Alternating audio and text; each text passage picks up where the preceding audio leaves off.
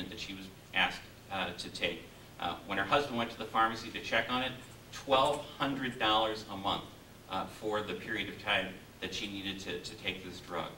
They have nowhere near the resources for that kind of prescription. We need to help folks like that. We need to expand our resources in healthcare. We need to expand what we're doing to help hold down prescription drug costs and aid folks in need. The third thing, obviously, is supporting higher education so that we can do a better job of economic development in the long term here in the state. Thank you. Mr. Jones? Well, every issue is interrelated, so I think the first thing we need to continue making strides on is the economy, because that's going to help us provide the resources that we need to increase local aid. We touched on some ways tonight, whether it was through Chapter 90, through, I think, immediately getting rid of the cap on lottery distribution to cities and towns. That would have a tremendous impact. I think one of the additional things that we need to do is, obviously, as we talked about, is focus on healthcare. I think those are going to be the three key issues over the next 2 years, is the economy, healthcare, and local aid.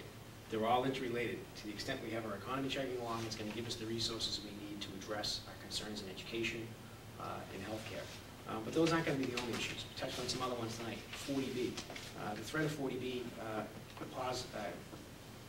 offers us the real possibility of choking out the quality of life in our communities, the open space that we enjoy, the time we have to go down the streets and walk in the parks and see the developments that are going on that I think negatively, potentially could negatively hurt each of the towns that we seek to represent. And historically, usually there are issues that come up that no one anticipates. Time spent on the environment. Each legislative session is a whole panoply of issues. So I think one of the things that I look forward to doing is continuing to work the way I have the past 10 years, because the most important thing for me is when the phone rings or the mail comes, is to be responsive to constituents who have a problem.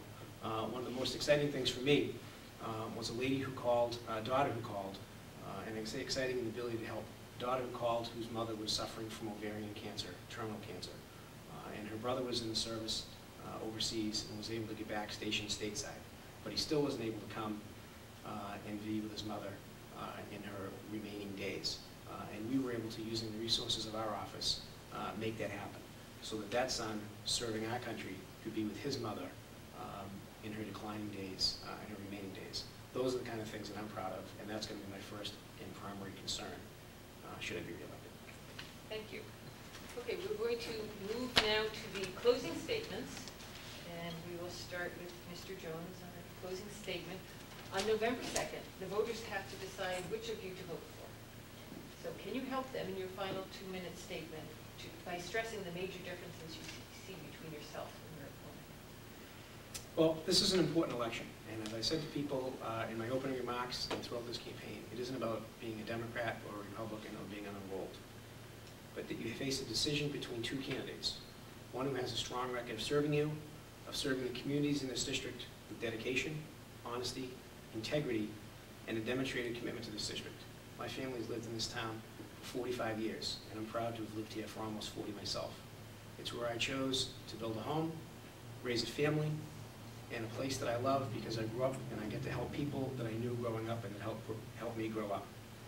And I think one of the things that distinguishes me is that I'm as passionate about this job as the first day I took the oath of office, with a strong desire continuing to serve a place that has been a wonderful home to my family, my parents, my brother, my sister. I've had the opportunity over 10 years to meet thousands upon thousands of wonderful people and had tremendous opportunities to help those people and help the towns move forward and be able to point to things in each one of the towns I represent and the 2 previous towns that were part of this district that I've had a hand in shaping. But I think it's a simple charge for me that going forward, that I want to approach this job with a goal that I want for your children and grandchildren, quite frankly, just what I want for my child. Access to quality, affordable health care, a world-class educational system, an economy full of opportunity for those willing to work hard, a clean environment and safe streets for her to live and choose to raise a family in the future. It has been my privilege to serve the citizens of North Reading, Lynnfield, and Middleton for the past 2 years, those 4 towns, but served in the legislature for the past 10.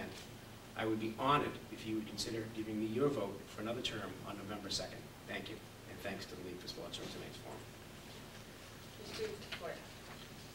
Once again, I want to thank the League of Women Voters for this opportunity to come into your homes tonight to speak to you about the issues of concern. My wife, Megan, and I have really enjoyed the experience this year. We've met so many great people and made so many new friends.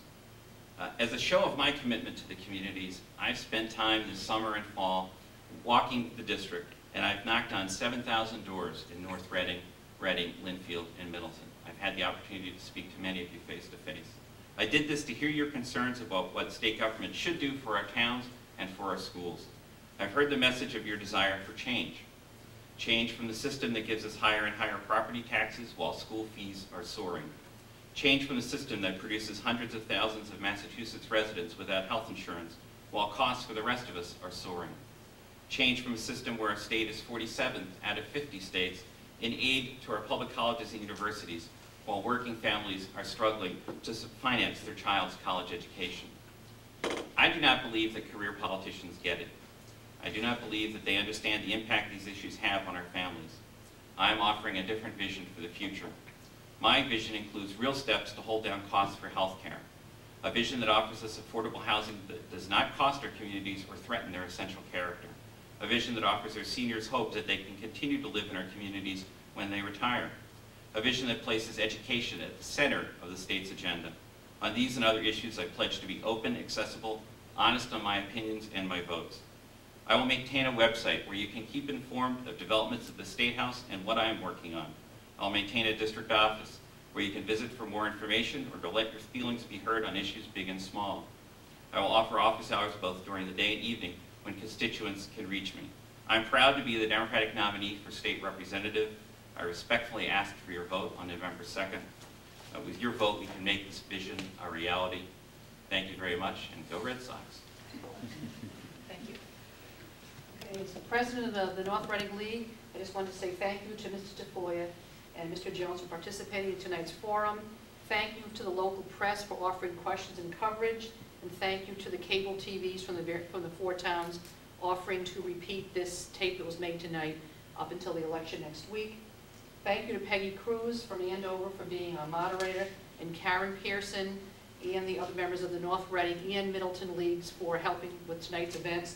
But most of all, we just want to make the pitch to remember to vote next Tuesday, November 2nd. Every vote counts, and we wish the best to our candidates, and thank you to the audience here tonight as well as those on the cable. Thank you and good night.